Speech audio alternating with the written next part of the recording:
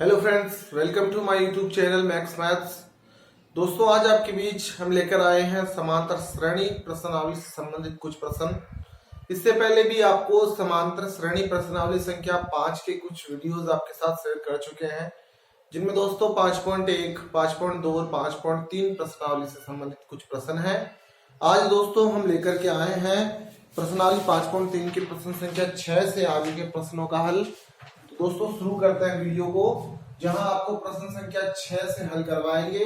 प्रश्न संख्या 6 जो इस प्रकार से है कि किसी समांतर श्रेणी का प्रथम एवं अंतिम पद क्रमशः 17 और 350 है।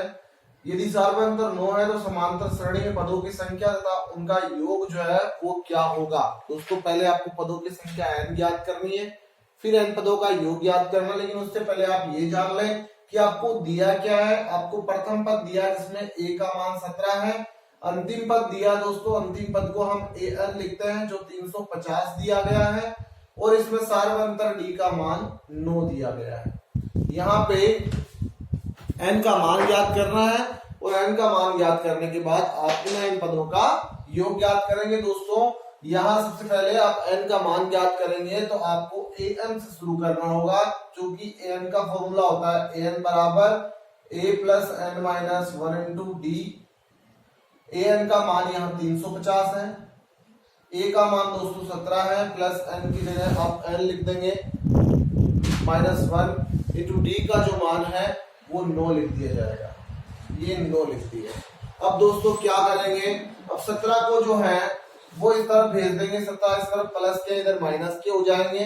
तो 350 में से आप 17 को जब माइनस करते हैं दोस्तों 333 शेष रह जाते हैं। इस तरफ n माइनस 1 गुणा 9 रह जाएगा। दोस्तों 9 जो है वो गुणा में है, इस तरफ भाग में आएंगे तो 9 का भाग जो है वो 333 में दिया जाएगा। जब आप 333 को 9 से भाग करते हैं तो दोस्तों क्या संख्या प्राप्त होती है, आप भाग देकर जांच कर सकते हैं। 9 या 27, जिससे यहाँ 6 शेष रह जाते हैं, और 9 7 63, तो बराबर में आपका n माइनस 1 है। ये माइनस 1 इस तरफ आता है दोस्तों, प्लस का हो जाता है।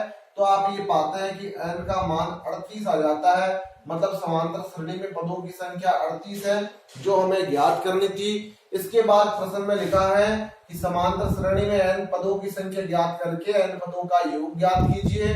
दोस्तों आप SN बराबर an बटा 2a प्लस an वाला फॉर्मूला लगा सकते हैं। कब, जब आपको an का मान दिया गया हो। इसके अतिरिक्त आप n बटा 2 2a plus n minus 1 into D का फॉर्मूला भी लगा सकते हैं। दोस्तों दोनों स्थितियों में आंसर समान रहेंगे। इस उत्तर के बारे में हमने पहले भी पढ़ा है, और अभी आप जान लें n पदों के योग का फॉर्मूला होता है। आपको n का मान 38 प्राप्त हुआ है, तो आप 38 पदों का योग ज्ञात कर रहे हैं, तो 38 बटा 2 हो जाएगा। a का मान 17 है और n का मान दोस्तों 350। अब इन्हें अमल करेंगे, 38 में 2 का भाग लगेंगे तो 19 बार भाग जाता है। 17 और 350 को जोड़ देंगे, देखिए 7 के 7 5 और 1 6 हो जाएंगे, 3 के 3 367 हो जाते हैं। दोस्तों आप जब 367 और 19 को गुणा करते हैं तो 6973 हमें प्राप्त होता है। दोस्तों ये जो है समांतर श्रेणी के 38 पदों का योग हमें प्राप्त होता है।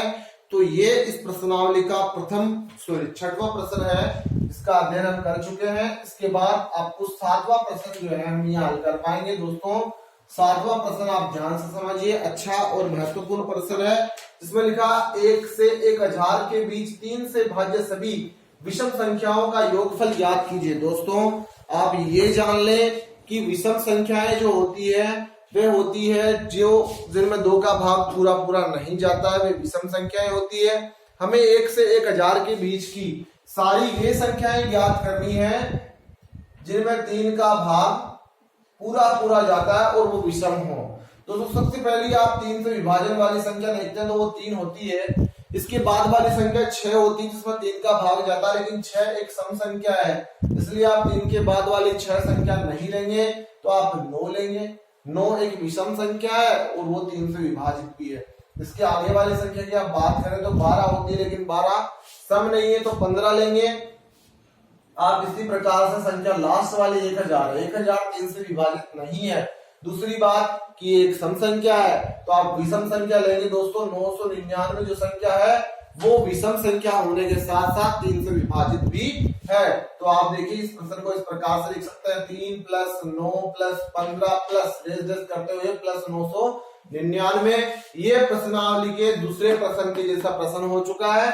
इसे हल करना है, इनका योग ज्ञात करना है। यहाँ ये अंतिम पद दिया गया है तो आप लिखेंगे a बराबर 3 दिया है।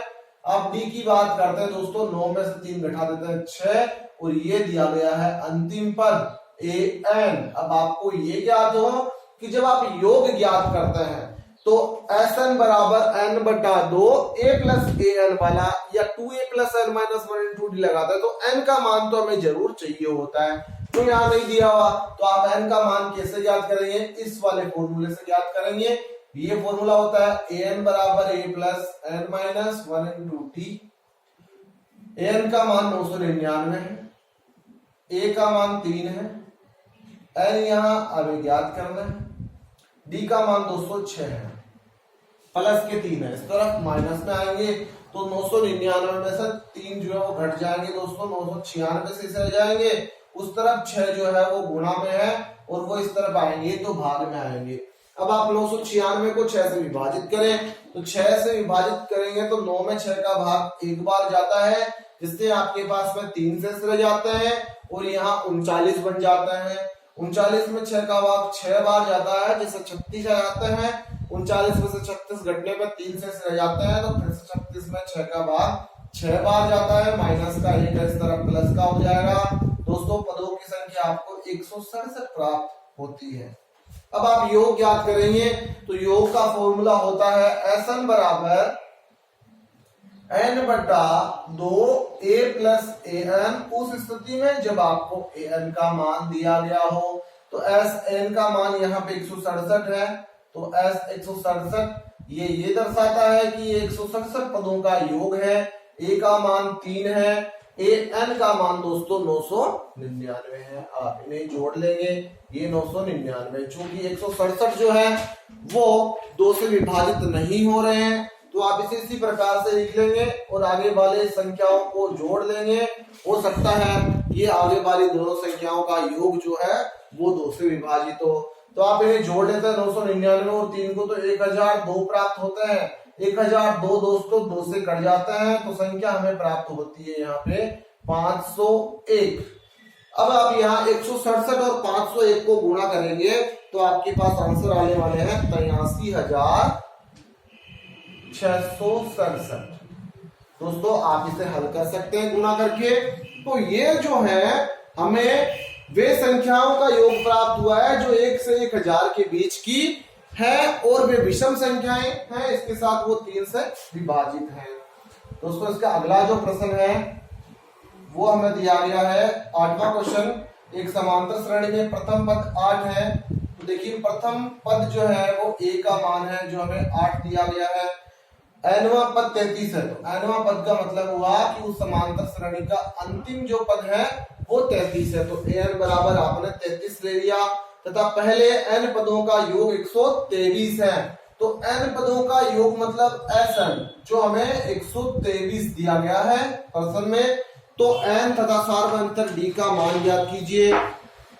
अब हमें n और d के मान ज्ञात करने हैं, n और d के मान ज्ञात करने हैं तो दोस्तों हम यहाँ शुरू करेंगे। देखिए यहाँ Sn वाले फॉर्मूले से, तो आप Sn से क्या, Sn का फॉर्मूला होता है Sn बराबर n बटा 2 a प्लस an, कब जब हमें an का मान दिया गया हो और यहाँ आपको दिया गया है an का मान।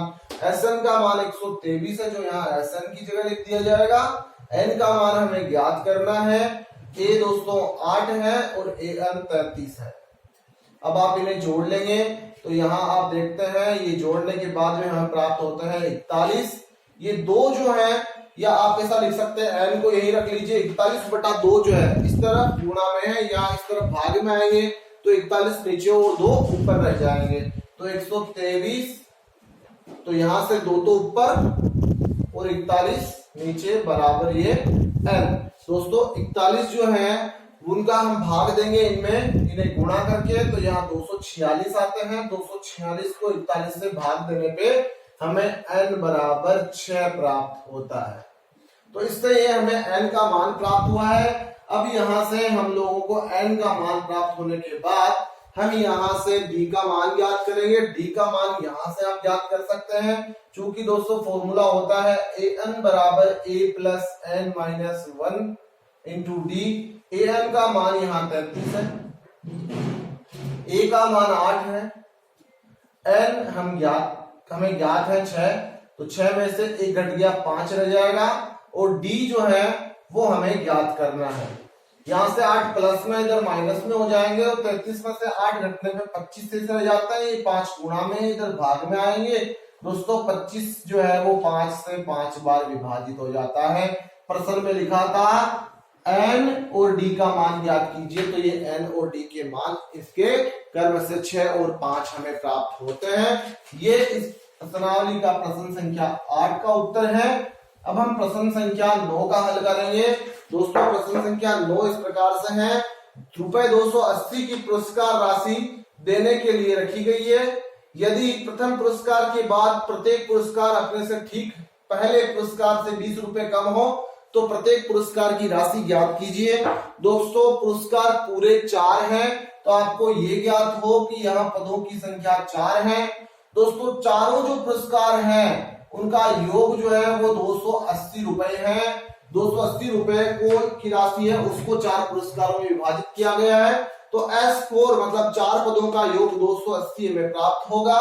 इसके बाद यहाँ हमें इसका प्रथम पुरस्कार लिखना होगा, मानना होगा कि प्रथम पुरस्कार क्या है। तो मान लीजिए प्रथम पुरस्कार A रुपए है, A रुपए की राशि है वो प्रथम पुरस्कार राशि है। तो आप यहाँ द्वितीय पुरस्कार की जो राशि होगी वो देखिए क्या हो जाएगी। द्वितीय पुरस्कार प्रश्न में लिखा कि प्रत्येक पुरस्कार की राशि अपने से ठीक पहले पुरस्कार की राशि से 20 रुपये कम है। तो दोस्तों दूसरा जो पुरस्कार होगा वो ए में से 20 रुपए घटाने में प्राप्त होगा। तीसरा पुरस्कार होगा वो आप देखिए यहाँ, अब इसमें से 20 घटाएंगे तो इसमें से फिर से 20 घटाएंगे तो 20 और 20 40 हो जाएंगे, तो a माइनस 40 हो जाएगा। आप चौथे पुरस्कार की बात करते हैं तो इसमें से फिर 20 घटाएंगे तो a माइनस 60 रुपए हो जाएंगे। ये वे 4 पुरस्कार की राशियां हैं जो दी जाने वाली है, और 280 रुपए को ये 4 भागों में बांटा गया है। अब यहाँ S4 दिया गया है, तो आप SN वाला फॉर्मूला लगाइए। SN बराबर n बटा 2 2a plus n minus 1 into D. दोस्तों n की जगह आप 4 लेने वाले हैं क्योंकि 4 पदों का योग, और जो हमें कितना दिया हुआ 280, तो आप यहाँ पे 280 भी लिख सकते हैं। ये 280 n का मान 4 है तो 4 बटा 2। यहाँ आप देखें a का मान हमने a ही ले रखा है तो 2a ही रहेगा, प्लस n का मान 4 है क्योंकि 4 पद दिए गए हैं, तो n माइनस 1 मतलब 4 माइनस 1 तो 3, और d का मान दोस्तों यहाँ क्या हो जाएगा, ध्यान दीजिए। जब आप यहाँ d ज्ञात कर रहे हैं तो आप इस पद में से इसको घटा लीजिए, इसमें से इसको, इसमें से इसको, आगे वाले में से पीछे वाला पद घटा देंगे तो ये देखिए माइनस से माइनस से कैंसिल हो जाएगा, तो माइनस 20 जो है वो हमें यहाँ पे d का मान प्राप्त होता है। तो दोस्तों आपने यहाँ पे माइनस 20 से इस 3 को गुणा कर दिया और इसे आगे हल करेंगे। देखिए 280 के 280 बराबर 4 जो है वो 2 से 2 बार विभाजित हो जाएंगे, 2 गुणा 2a, वो देखिए माइनस 20 और 3 को आप गुणा करते हैं तो ये माइनस के 20 या 60 प्राप्त होते हैं। क्यों? क्योंकि यहाँ प्लस और माइनस की संख्या है, तो प्लस माइनस को गुणा करने पे माइनस के ही प्राप्त होते हैं। ये 2 इस तरफ गुणा में, इस तरफ भाग में आएंगे। दोस्तों जब ये भाग में आएंगे तो 280 में जब आप भाग देंगे तो हमें 140 प्राप्त होंगे, और वो माइनस के 60 रहेंगे तो इधर प्लस के हो जाएंगे, और ये 2a। जब आप 140 और प्लस कर देंगे उसमें 60 तो 200 प्राप्त होंगे, और 2 गुणा में इस तरफ भाग में आएंगे तो दोस्तों a का मान हमें 100 प्राप्त होता है। तो आप ये पाते हैं कि जो इसका प्रथम पुरस्कार है वो 100 रुपये है, जो दूसरा पुरस्कार है वो उससे 20 रुपए कम हो जाएगा, तो ये तो इसका प्रथम पुरस्कार है। दूसरे पुरस्कार की आप बात करें तो वो a माइनस 20 मतलब a का मान 100 है, तो 100 में से आप 20 रुपए घटा देंगे 80 रुपए हो जाएगा। आप इसके तीसरे पुरस्कार की बात करें तो वो दोस्तों ए में से 60 घटाने पे प्राप्त होता है और ए का मान 100 है, तो 100 में से 60 घटाएंगे तो हमारे पास कितने रुपए आते हैं, यहाँ पे 60 सॉरी तीसरा पुरस्कार ए माइनस 40 है, तो ए 100 में से 40 घटा देंगे 60 रुपए आ जाएंगे। और इसी प्रकार से इसका चौथा पुरस्कार ए में से 60 घटाएंगे मतलब 40 रुपए प्राप्त हो जाएगा। इस प्रकार से इसके 4 पुरस्कार ये जो मिले हैं दोस्तों, चारों पुरस्कारों का जो योग होगा आप देख सकते हैं, ये 100 और 200 और ये 280, तो 280 रुपए की जो राशि थी उसे 4 पुरस्कारों में इस प्रकार से विभाजित किया गया है। प्रत्येक पुरस्कार अपने से ठीक पहले पुरस्कार से 20 रुपए कम है। तो ये था प्रश्न संख्या 9। अब इसी के साथ हम प्रश्न संख्या 10 का हल करने वाले हैं, जो प्रश्नावली संख्या 5.3 का लास्ट प्रश्न है, जिसमें लिखा है टेलीविजन सेटों का निर्माता तीसरे वर्ष में 600 टीवी और 7वें वर्ष में 700 टीवी सेटों का उत्पादन करता है, यह मानते हुए कि प्रत्येक वर्ष में उत्पादन एक समान रूप से एक निश्चित संख्या में वृद्धि होती है, तो ज्ञात कीजिए। इसमें 3 क्वेश्चन पूछे गए दोस्तों। पहला है प्रथम वर्ष में उत्पादन, दूसरा पूछा गया 10वें वर्ष में उत्पादन, टीवी का उत्पादन पूछा जा रहा है, और तृतीय वर्ष में 7 वर्षों में, तीसरे में पूछा गया 7 वर्षों में कुल उत्पादन कितने टीवी का हुआ है। तो वहां 7 वर्षों में योग ज्ञात करना आपको S7 का। उससे पहले आप ये देख ले कि आपको जो तीसरे 7वें वर्ष लिखे हैं इन्हें आप पद मानेंगे। समांतर श्रेणी का तीसरा पद जो है वो 600 टीवी बना रहा है तो 600 होगा, और 7वें वर्ष को आप 700 लिखेंगे। दोस्तों ये इस समांतर श्रेणी का 7वां पद है जिसमें 700 टीवी लिखे हुए हैं। पहला क्वेश्चन है कि प्रथम वर्ष में उत्पादन, तो देखिए ये तीसरा वर्ष है, जो तीसरे वर्ष में उत्पादन, 7वां वर्ष 7वें वर्ष में उत्पादन, तो प्रथम आप जब हल करेंगे प्रश्न का तो उसमें आप A1 मतलब पहले वर्ष में जो उत्पादन होगा वो उसका A1 मतलब प्रथम पद होगा। आप यहाँ A1 पहला पद किस प्रकार से ज्ञात करेंगे, आप इसे A3 को A+2D लिख सकते हैं, जिसे आप 600 लिखेंगे। दोस्तों एक कम करके लिखना है, A7 को हम लिख सकते हैं A+6D बराबर 700। ये देखिए समीकरण 1 और ये समीकरण नंबर 2। समीकरण 1 में से 2 को जब आप घटाएंगे तो इनके चिन्ह है वो परिवर्तित हो जाएंगे, जो प्लस के हैं वो माइनस के हो जाएंगे और जो माइनस वाले हैं वो प्लस के हो जाएंगे। ए से ए कट जाएगा क्योंकि प्लस माइनस में है, 6D माइनस के हो 2D प्लस के हैं तो माइनस के 4D से रह जाएंगे, और यहाँ 700 में से 600 घटने में माइनस के 100 से रह जाते हैं। यहाँ से 4 गुना में है दोस्तों, उस तरफ भाग में जाएंगे तो ये माइनस माइनस जो है वो प्लस हो जाएंगे, और यहाँ 100 जो है वो 4 से विभाजित हो जाता है 25 बार, क्योंकि माइनस माइनस प्लस होके 25 का भाग 25 चौका 100 होता है दोस्तों। तो आपने ये पाया कि डी का मान 25 आ गया। आप इस डी का मान आप समीकरण 1 में रख दीजिए, तो समीकरण 1 से आप हल करेंगे डी का मान रख करके, तो आपने लिखना है A+2 गुणा डी का मान 25 है, जो 25 लिख दिए बराबर ये 600। दोस्तों A प्लस ये 25 दूनी 50 हो जाते हैं, और ये 50 इस तरफ प्लस के, जो उस तरफ जाने पे माइनस के हो जाने पे यहाँ पे 600 में से 50 जब सब्ट्रैक्ट किए जाते हैं, माइनस किए जाते हैं, तो 550 हमें प्राप्त होते हैं।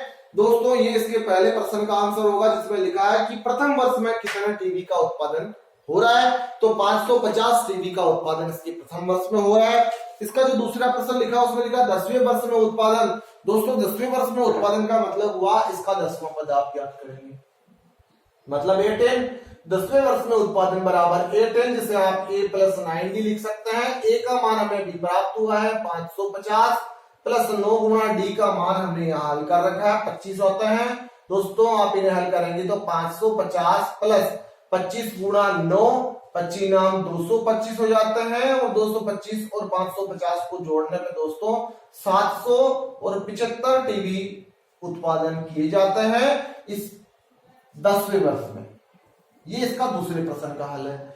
अब इसी आप देखिए इसमें तीसरे प्रश्न में पूछा 7 वर्षों में कुल उत्पादन। दोस्तों 7 वर्षों में कुल उत्पादन से यहाँ ये मतलब है कि आपको S7 ज्ञात करना है, 7 पदों का योग ज्ञात करना है। और SN का फॉर्मूला क्या होता है, n/2 2a + n-1 × d, अथवा अगर आपको an दिया गया है 7वां पद अंतिम पद दिया गया है तो आप सीधा Sn बराबर n बटा 2 a प्लस an भी लगा सकते हैं। तो S 7 हो जाएगा, ये 7/2। a का मान दोस्तों 550 है और ये an हमें 700 प्राप्त है। आप इसे हल करेंगे तो ये 7/2, आप इन्हें जोड़ लेते हैं, 700 और 550 को जोड़ने पे 1250 हो जाते हैं। यहां 2 से 1250 कैंसिल हो जाते हैं, कितनी बार? 625 बार। आप 625 को 7 से गुणा करेंगे तो 5 संता 35, हासिल हो गई 3, 7 दूनी 14, 14 और 3 17, 17 के साथ हासिल हो गई 1, 6 संतु 42 और 1 43, 4375 जो टीवी है वो पूरे 7 वर्षों में बनाए जाएंगे उस कारखाने में। तो ये है दोस्तों इस प्रश्नावली का 10वां प्रश्न। ये जो है 5.3 प्रश्नावली आपकी यहां फिनिश होती है।